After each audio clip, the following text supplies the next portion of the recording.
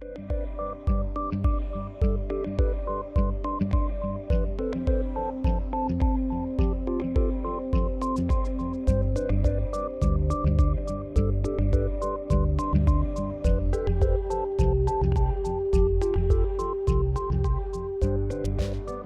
morning.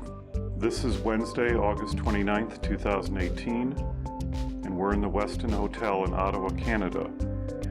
And I'm here at Extraction 2018 with Professors Arthur Pelton and Christopher Bale from the École Polytechnique in Montreal.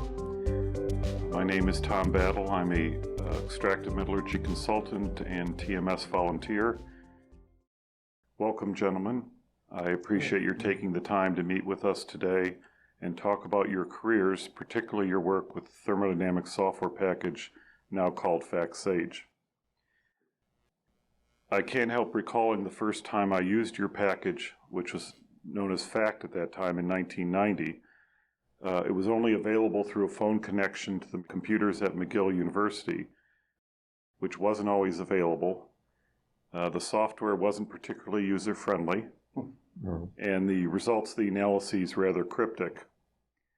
Certainly you'd agree it's primitive by today's standards, but it strikes me now with all my grumbling and complaints at using your software at the time, that if I wanted to do the same slag metal equilibria calculations I was interested in then, but didn't have FACT available, what would I have done?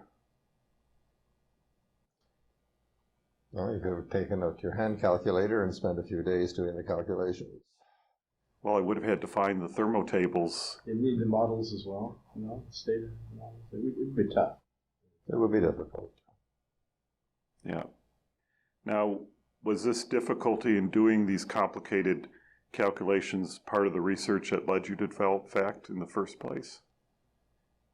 Why did we develop FACT in the first place? Well, everything just sort of came together at the right time. Chris and I worked together at the University of Toronto. We were demonstrators in a laboratory of thermodynamics given by my professor. And that's where we taught each other thermodynamics because we had to teach it to the students the next day, so we kind of had a motivation to learn it. And we liked thermodynamics. We used to go through this, the problems with the students, and so it was like a demonstration class. The Prof. Flengas had handed out questions, and we'd help the students answer the questions. And that's how we slowly built a relationship together. We were students in the same university, both doing masters. I was doing the masters, and I think Arthur at the time was doing a PhD. He was 2 years ahead of me. And we got to know each other through that course. And that's really where everything started to develop. But why would we get involved with thermodynamics and calculations? And well, at that particular time, and I think this may be part of the questions, is that I just arrived in Canada and computers had just come out. So we started, and this is in 1968. And so I took a computer course, and I know Arthur did some of his programming in the language for his thermodynamics Gibbs Duham. He did that as well, didn't you, Arthur, using computers? Yes. And so it was really a question of timing with respect to the computers, and good fortune that we were together. At that particular time, obviously there was no way we'd realize that we'd still be in the business 50 years later. So that's how we started. We slowly became good friends.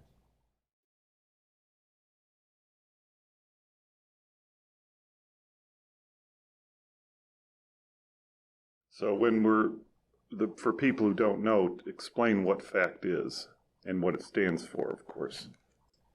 FACT, we didn't start FACT then. We started FACT in Montreal many years later. Okay. And we should maybe go to how that happened too. FACT, after Montreal, Arthur then went to MIT and eventually got a job at École Polytechnique in Montreal. École Polytechnique is the engineering faculty of the University of Montreal. And Arthur got a job there, and I think became a professor eventually, and I joined him as a postdoc. And that's how we with Bill Thompson from McGill University, that's how we started to work together on the FACT system. And the acronym for FACT FACT, it was F asterisk CS, A asterisk CT. It came after MASH, because MASH seemed like a good name at the time from the TV show. We called it MASH, in fact, was the original reason to do that. And then that stands for? Facility for the Analysis of Chemical Thermodynamics. And that came out in 1976. But later, when we joined with FactSage people in GTT Technology in Germany, they had a software called FactSage. So then we put them together and got FactSage. So that's where that came. Right. But you asked what FACT is. FACT is a set of computer programs that does thermodynamic calculations based on Gibbs energy minimization of an entire system. So you can calculate the equilibrium state of a complex system. And the data are taken from databases, extensive databases, which are, for the most part, critically evaluated and optimized databases. These aren't just databases we've taken out of tables in the literature, but databases that we have used for a complex solution like a molten slag oxide. We look at all the data that are in the literature. We take a model which relates the thermodynamic properties to the structure of the solution so that we can then optimize or parameterize the data that are already known and then use the model to extrapolate into composition and temperature regions that are unknown. And we have many databases for different materials, steels, metals, oxides, and so on. The thermodynamic software then accesses these databases and that can present the results in many different ways: equilibrium calculations, multi-phase, phase diagrams of many different types, and all types of different paths one can take to equilibrium calculations, and you can even cheat sometimes and do quasi-equilibrium and so on. So it becomes a tool for engineering research and for industrial research and industrial practice as well. That's been built up over many, many years. Yeah, when we got started in '76, we were a group of three of us, Arthur, myself, and Bill Thompson. We got a cooperative grant from the Canadian National Research Foundation.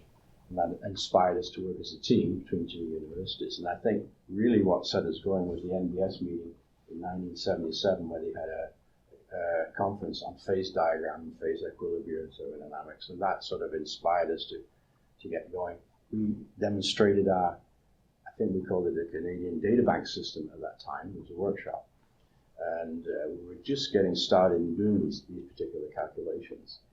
And we do simple reactions. And one of the program I had written called Predominance Program enabled you to take, in this particular case, the potassium sulfur oxygen system. We could do what we call predominance area diagrams, SO2 versus oxygen, and we were demonstrating that at the workshop in Maryland. And John Elliott passed by, and because Arthur had worked with John Elliott as a postdoc, and I'd met him at MIT, and he came by and said, "Well, Chris, what are you doing?" And I said, "Well, this is the predominance area diagram calculation of the potassium sulfur oxygen system." He says, "That's impressive, but what systems can you do?" You know, I said, "You can do any system you like as long as it contains potassium sulfur oxygen." You like that? It reminded me. Yeah, to start somewhere. Yeah.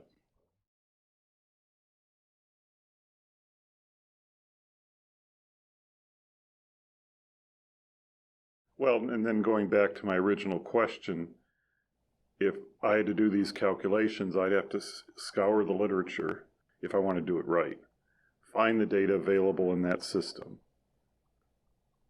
do the analysis to figure out what's good data and what may not be good data, maybe do some experiments, have a model to extrapolate if necessary and interpolate, and basically you did all of that. So a good chunk of fact is you've gone through that, and we can trust that, hey, this is the quality data available for that system. Right, and then the second part is we got to pull it out, the particular stuff you need for your calculations, so the software that interfaces with the database. Right, so I mean that's, well, it could take me weeks to do. Yeah, I'd have to reproduce. As you said, take a long time to get the data, and you have to know how to use it and calculate what you're after. So it's sort of done for you with the FactSage system. It simplifies that whole operation. And even if you had the calculation, if you had all the numbers ready, the computer does it by iteration, thousands of calculations coming into the results. To do So the- even if you had everything ready, it would take you a long time to do what the computer now does. So, but this all came together at just the right time. We taught the thermodynamic course together, and we were about the same age as the students. So He's much older. He looks it doesn't look at that. You've aged him, yeah. Yeah, the students say he's younger than you are. Yeah. But we were about the same age as the students, so the students had no respect for us at all, which was really good. So they didn't take. We said 2 and 2 is 4. They made us prove it. So we learned a lot. That's where we learned thermodynamics. And then at that time, computers were just coming out. Yeah, He says he took the first course. I took the first engineering course at U of T in computers. Yeah, but I think for me, my first course, Your personal first. personal first course in computing, because I came from the University of Manchester and we didn't have any computer courses that I remember. So it was 1968, and as a postgraduate, it would be a first computer course, I think, given to the postgraduates. And I remember I did really well in it. I thought, well, this is a cool subject. I didn't realize I was becoming a geek at that time, but clearly I was. I used that as programming to help my programming. So it's just one thing that it was good timing about computing, and good fortune that we met each other. But we didn't realize at that time what was going to happen.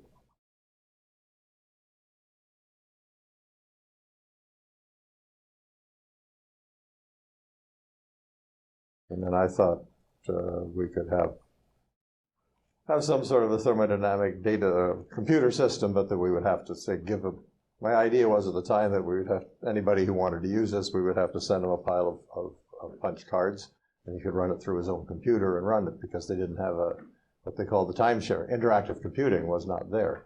Okay, even the mainframe? No, not even Whatever they had not at even on the Toronto. mainframe. I mean, back then, in 68, 69, for example, to write a simple program that would do gives you an integration, you use the box of cards, and there's 2,000 cards in the box.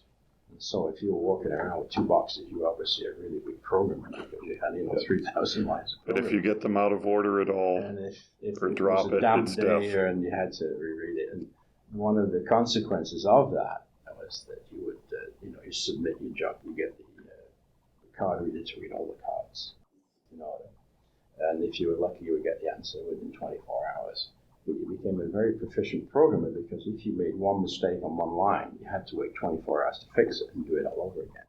So you were very, very careful in your programming to get it right the first time, and that was good.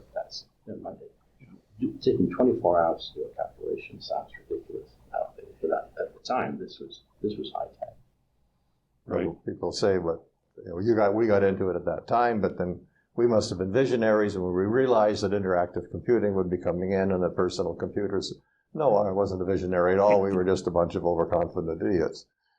I mean, No, we like we liked what we were doing. Right. I never thought that there would be interactive computing. When it first came out, I thought, gee, there. I remember in Toronto when we were working together that in experimentation we are often controlling oxygen and sulfur potentials, and I thought it'd be really neat if we could have, for any input mixture of CO, CO2, SO2, hydrogen, and so forth. There's the 4 elements: carbon, hydrogen, oxygen, sulfur. Any input mixture, if we had a program that could calculate the potential of oxygen sulfur, or the other way around, for a given potential of oxygen sulfur, what would be the initial input H2S?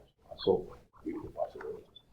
And we wrote something down. It was just simple eliminations. I thought it was a fabulous program. I mean, at the time, it seemed like earth-shattering. It seemed revolutionary. But nowadays, because that's nothing. But I remember at the time being able to use a computer to do this very complex system, 4-component system, with defining sulfur and oxygen potentials. That was, for us at the time, was the value of the computer. And I ended up using the computer calculations and some of Arthur's theories in my PhD. So he had an impact on my research. He was 2 years ahead of me. He had a big impact Was on this- my research. Was this all in Fortran? This was all in Fortran at the time. And, Fortran 2. Fortran. It was Fortran 4. 4? Yeah, well, I was. Or you were advanced. I was more advanced than you. You were going to say, I'm sorry.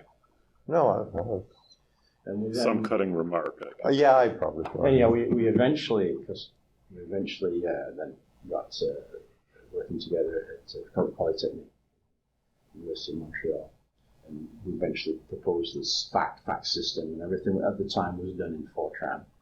And I ended up at the university teaching Fortran for the electrical engineering department. So that's how I learned a lot of programming, by giving courses to the students. And all the courses were in French too, so that was a bit of a challenge. But that was fun, that's another story.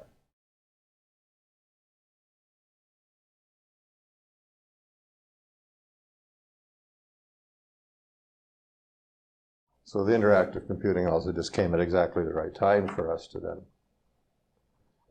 make FactSage a commercial product that people could phone into as you mentioned at the beginning, phone in through the acoustic coupler to your taught people today don't even know what that is. You call up on your telephone, you put the telephone receiver into a little receiver, and it goes beep, beep, beep, beep, beep, beep, and that sends sound signals down to the computer. And you can imagine the speed of this, 100 baud or something.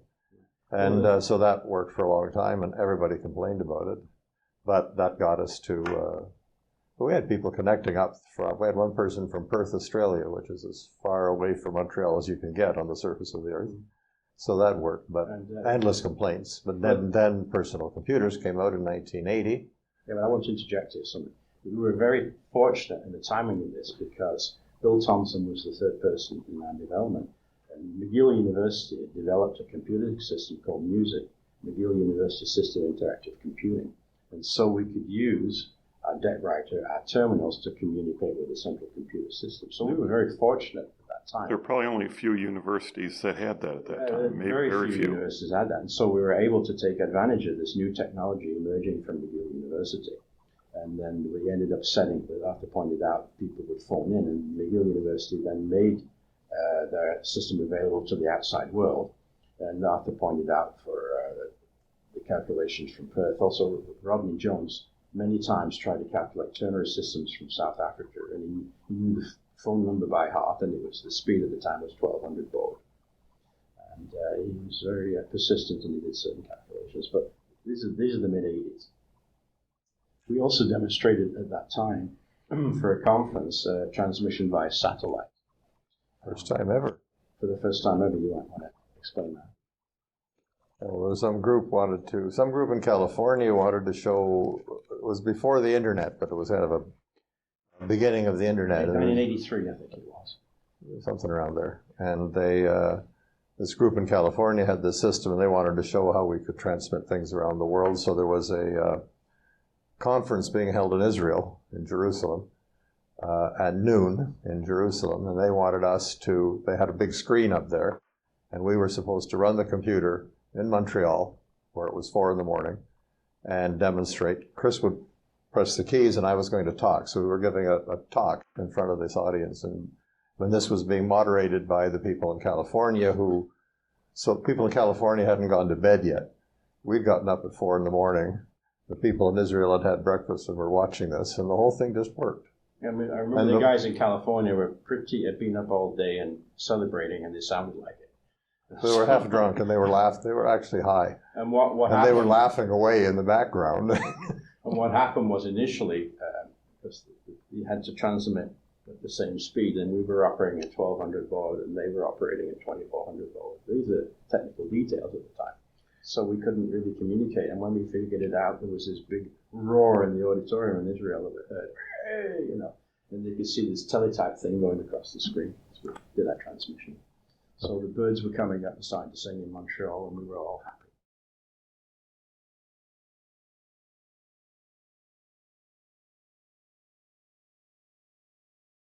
This sounds silly, but in those days this was high tech. We came home and I think what we did, this was unbelievable. We halfway across the world. Yeah. So things came out, and we were there at the beginning. We were there at the right time for this sort of thing. Yeah, we're spoiled now, trying to explain to my children things like card punch readers and I watched my granddaughter talking to her grandfather in Hungary. I mean, she just dials him up, and he's there in 10 seconds. And it sounds like he's next door. Sounds like, yeah. So she can't understand that something like this was wasn't always that way. At the time, when we were using the music system at McGill, we had to take our programs over there. there's no email, so you couldn't send it down the line. And so taking the program from one computer to another involved putting it on a big tape.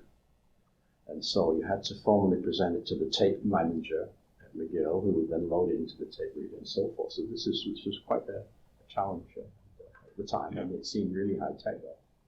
Yeah. And I remember eventually we ended up, rather than using a tape, we brought the computer center a great big hard disk.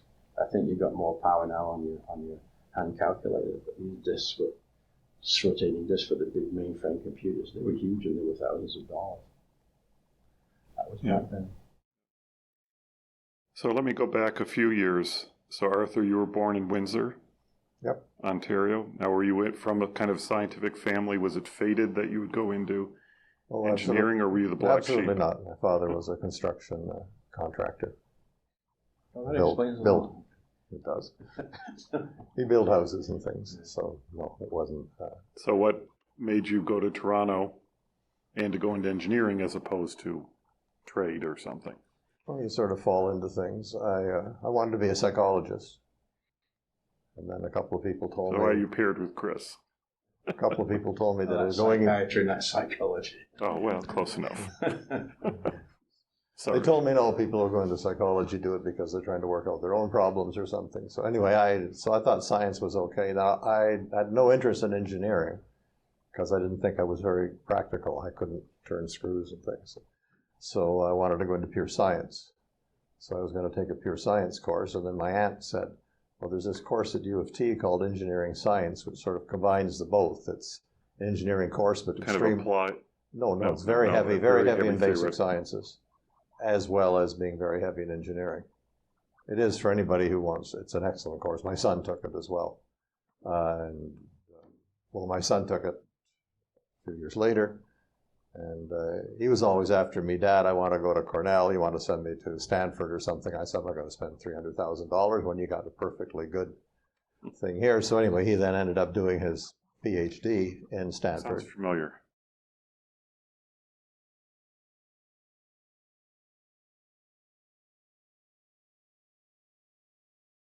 He spent his PhD in Stanford in the U.S.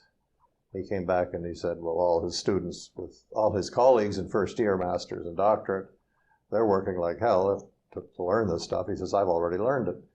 So, no, it is one of the best courses. So I was really lucky to take a good course. And it was my aunt who said, take that course. That's the only thing she ever told me that was any good. But that was a really good piece of advice. And I would recommend that course to anyone. I'd recommend to anybody in engineering. Who was I talking to yesterday? Peter Hayes. Yeah. We're saying that in engineering, you want to be an engineer, you want to do practical aspects, but learn the basic fundamentals. That will then stand you in good stead in the future. If you learn, you can learn some of the practical stuff, but if you don't understand the fundamentals, then you're not going to be able to learn anything more than what you already know. Once you know the fundamentals, learning different processes and so on is. So I turned in, I've always wanted to be a fundamental scientist, but FactSage has been perfect because it goes the whole way. We have fundamental science that the models we're developing as like fundamental theory, and then we apply it. People use it, which is gratifying. That's very gratifying that you can do the fundamental stuff and get somebody to do something with this as well. So that I've never regretted taking engineering science, and that was the best. That was the best thing, was actually getting into that course. So your undergraduate degree is what? Engineering science at So U of T with the materials option. Now, were you automatically thinking of grad school by then? Oh yeah, I always wanted to be a professor. You weren't ready for the real world. I never wanted to go to the real world. I never wanted to. You knew enough to not want to go to the real world. I knew enough not to want to go to the real world, but I realized at a certain point that I could sort of have the best of both, which I think I've managed to do with FactSage.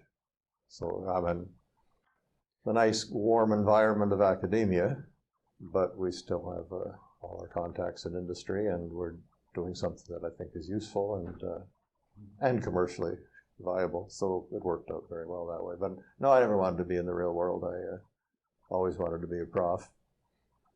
And I always just kind of naively assumed I was going to get a job as soon as I graduated, which I did. But You can't count on that these days. Yeah, yeah. Even in those days, you couldn't count on it. Exactly. So that's, again, another bit of luck. Everything kind of came together. And then you worked for Professor Flengas?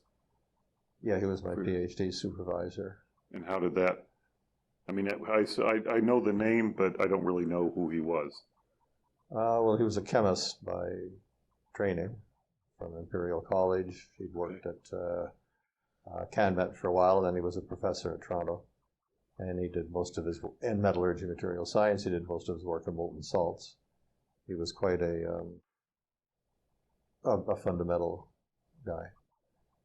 But he was an excellent, complained about him bitterly when he was my professor, but looking in hindsight,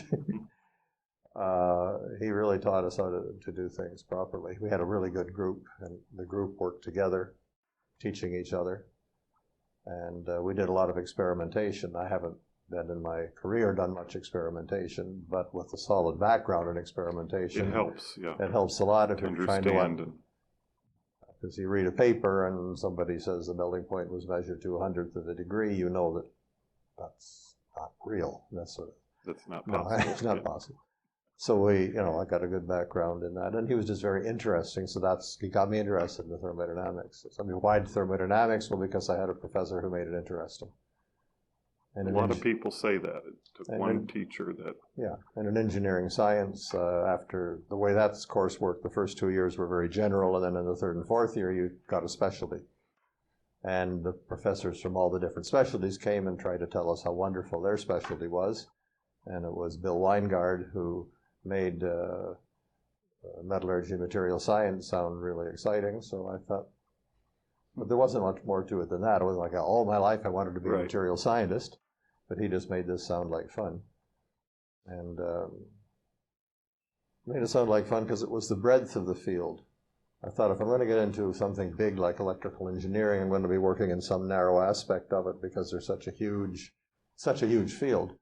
Whereas metallurgy materials, you could go from physics to chemistry and kind of cover a wider area of science and engineering and a smaller field, a smaller pond with more width, more breadth, and that kind of appealed to me.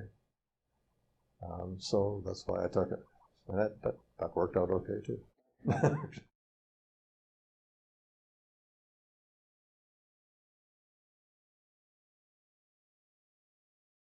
Well, my background is a little different. I was born and brought up in England. I spent my youth in a place called Cleveleys, which is on the west coast of England, and I liked chemistry at high school, and I ended up going to the University of Manchester to do a bachelor's in chemistry. But I wasn't so much in theory. I liked applied stuff. And I remember in the chemistry courses, there was a course in physical chemistry, which is equivalent or similar to the thermodynamics we now do. I think I was dead last in the class, so I wasn't very good at theory. And so I thought I should do something about this. And fortunately at the time, the Metallurgy or Metallurgy department offered a joint degree with chemistry. So I transferred from pure chemistry to chemistry and metallurgy, and ended up with a joint chemistry and metallurgy degree in bachelor's after 4 years. And in 1968, and this is where the timing and just coincidence is incredible. In 1968, I went around Europe with a friend. We were visiting various countries. And on my way back home to Cleveleys, I passed through the University of Manchester. It was about 4:45 in the evening. And I dropped off to see my old supervisor because, I'd left university. I wanted to say bye. And he said, "What are you going to do?" And I said, "I'm not really sure. I'd like research. I'd like to travel around." And he pointed to a poster on the wall. So there's the University of Toronto. Why don't you go there? And I didn't know where the University of Toronto was. And I ended up eventually in Toronto. And if I hadn't have bumped into him on my way back going through Europe, and if the poster hadn't been there, and if the University of Toronto hadn't sent the poster out, and if the librarian had not posted up the poster, we would never have met. And, it's when you think about it, you go nuts thinking about the possibilities. And I know they say, roads lead to the same destination, but that's quite something. And so, what were they advertising? Engineering? Advertising metallurgy, Department of Metallurgy and Material Science. And I ended up, I got a scholarship with Professor Jim Taguri. So I went there in October 1968. And he was a fabulous guy, fabulous professor. He worked with Flengas, so they were in the same department. And I really learned a lot from Jim Taguri. He was an experimentalist and applied stuff, which is what I liked. I really wasn't so much in the theory until I got hooked into computers. And I thought, well, this is pretty easy, and I should use the computing in my science and so forth. And eventually I got hooked up with Arthur. So my background was there. I also should point out I spent 6 months at an Anglo-American company in Africa as a mining operator in the extractive and the mineral treatment business. And so that was valuable. And I realized doing that, I thought, well, maybe I should go back to university and do the research. Hence, I ended up in Toronto. And it's a decision I've never regretted. It was a great move, and this is where we met, and that's my story.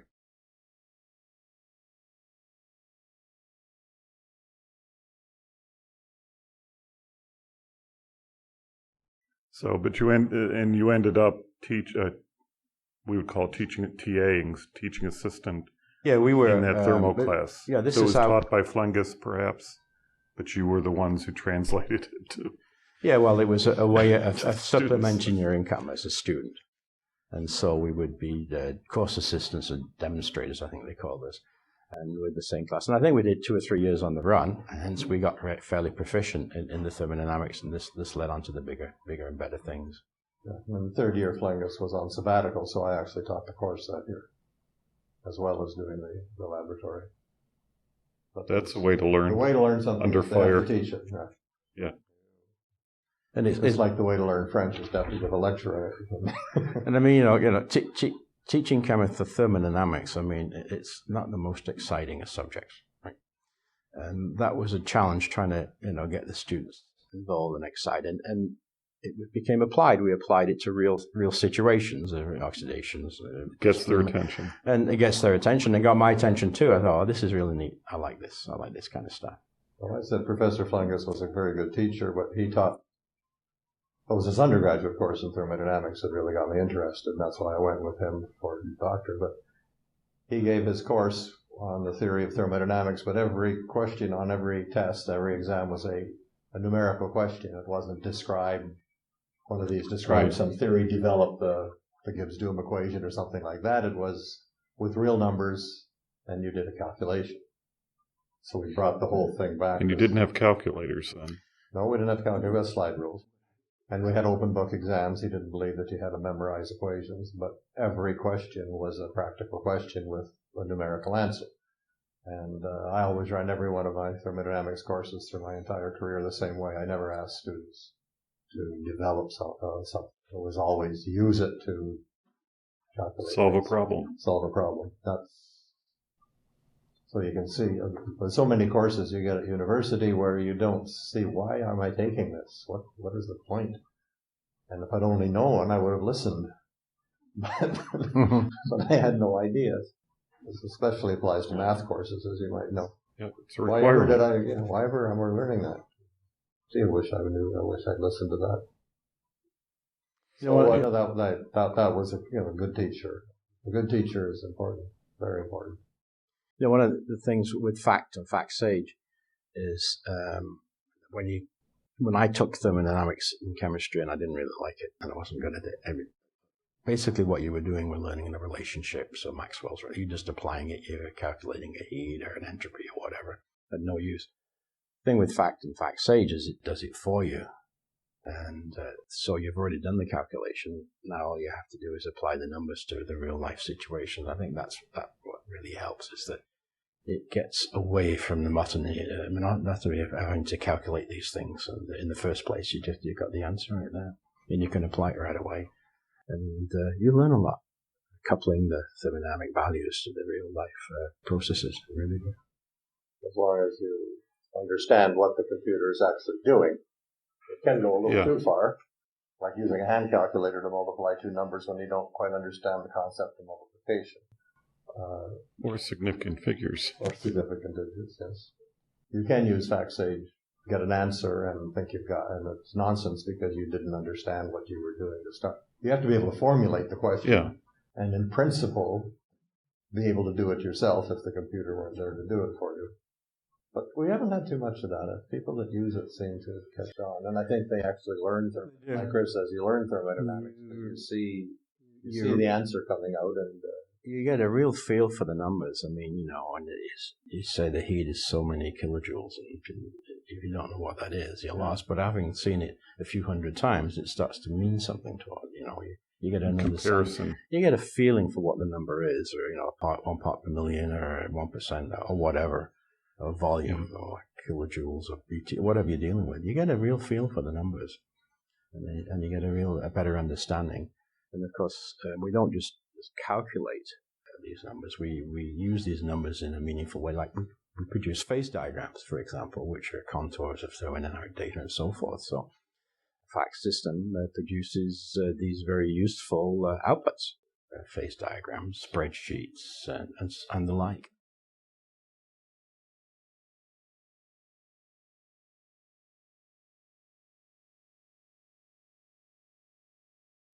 So, Arthur, you did your thesis defense when? Doctorate from 1970. In 1970. And then you did a postdoc or a couple postdocs. Weren't you in Germany as well as? One in Germany. Now, did you plan to do postdocs or? Yeah, I wanted to do postdocs, see the world mainly. Before you settled down in wherever? Well, your postdoc in Germany was excellent. With Professor Schmalzried, who was a ceramist. I learned a lot about phase diagrams and thermodynamics. From their perspective. From that perspective, yeah, that's helped a lot. And it was the best year of my life, too, in Germany, small town, wonderful time. Then I went to MIT, a little bit different. Meeting Chipman and Elliott. Yeah, well, I worked with Elliott. Elliott was my supervisor there. I did meet Chipman, these people. But they have a long family tree. Yeah. In extractive, including me. Yeah. I worked for John Hager and Bob Pelkey, who were both Elliott grad students. Maybe a little before your time, like late 60s, mid-late 60s.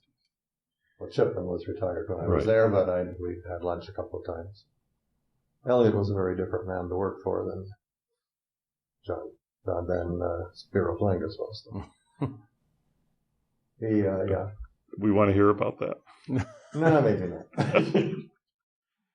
I decided not to stay at MIT. They offered me a job, which is why I went there. And then when I got the offer, I decided I would have an ulcer by the time I was 40 if I stayed at MIT. Maybe we could put it that way. You mentioned. Plus, they took the word assistant professor very literally.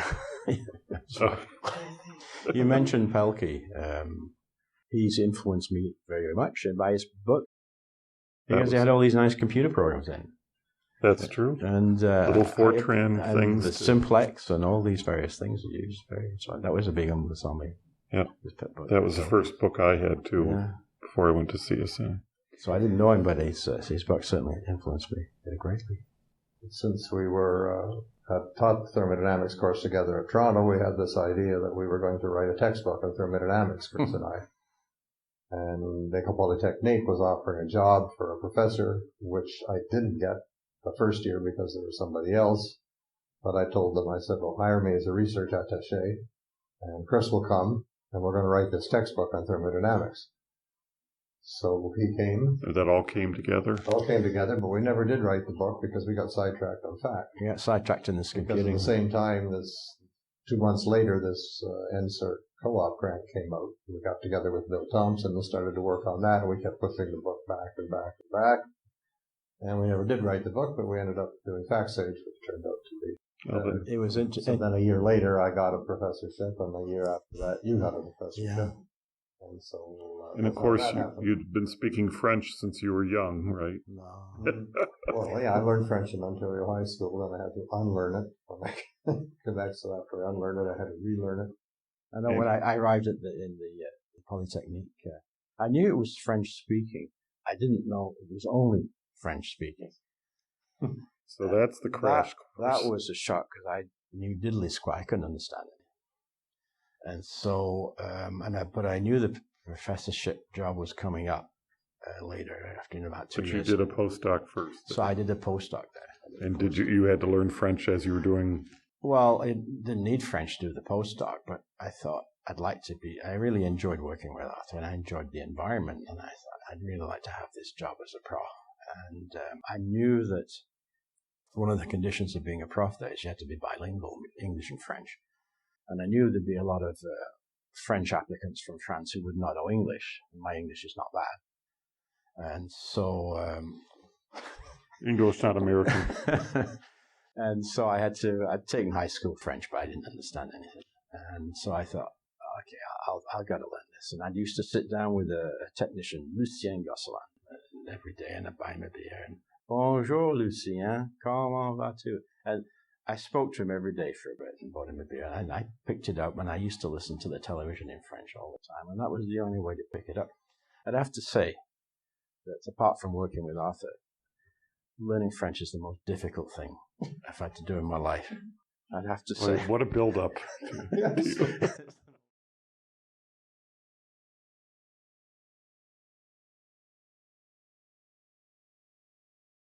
It's the most difficult thing I've had to do. And Arthur picked up French a lot quicker than I did. Because I'm not into languages.